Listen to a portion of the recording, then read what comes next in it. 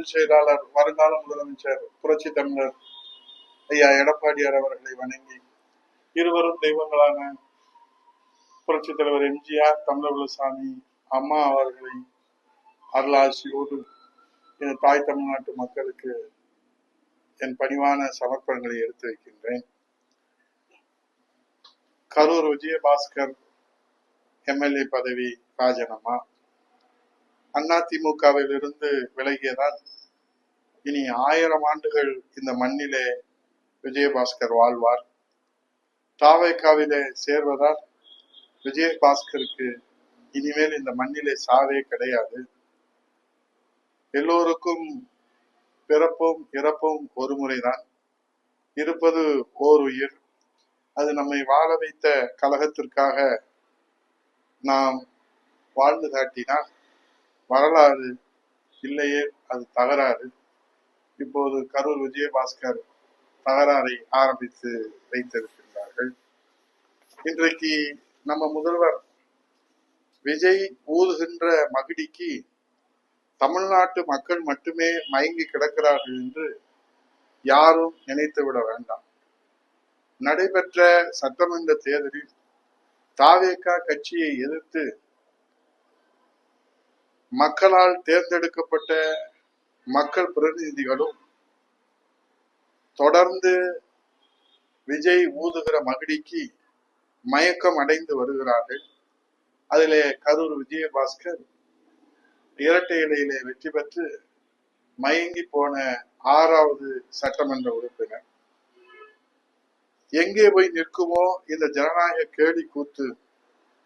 இப்படி தொடர்ந்து கொஞ்சமும் கூச்சமில்லாமல் அச்சமின்றி அரங்கேற்றி வருகின்ற அரசியல் அலங்கோலத்தை தட்டி கேட்பதற்கு விஜயின் மகுடிக்கு மயங்கி கிடக்கிற தமிழ் சமுதாயத்திற்கு இப்போது வேண்டுமானால் துணிச்சல் இல்லாமல் இருக்கலாம். ஆனால் இனி இப்படியே தான் காலம் போகும் என்று மாண்புமிகு முதல்வர் விஜய் நினைத்தால் அது தவறு. விரைவிலேயே தயாராகுங்கள் முதல்வர் அவர்களே. தமிழ் சமுதாயம் உங்களுக்கு துணிச்சலான முடிவை தருவதற்கு காத்து கொண்டிருக்கிறது.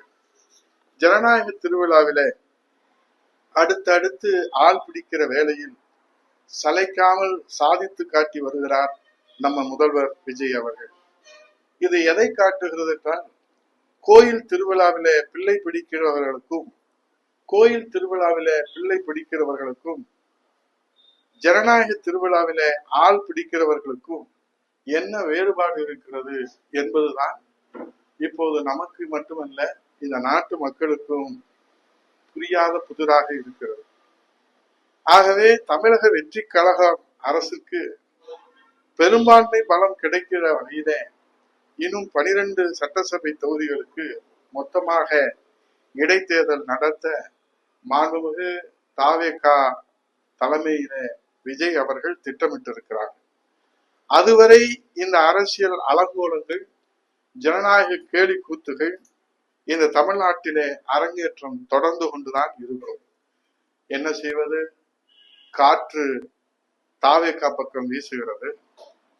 ஆகவே காற்றுள்ள போதே தூற்றிக்கொள்ள வேண்டும் என்று அவர்கள் அந்த பழமொழியை உண்மை மொழியாக ஆக்கி கொண்டிருக்கிறார்கள்.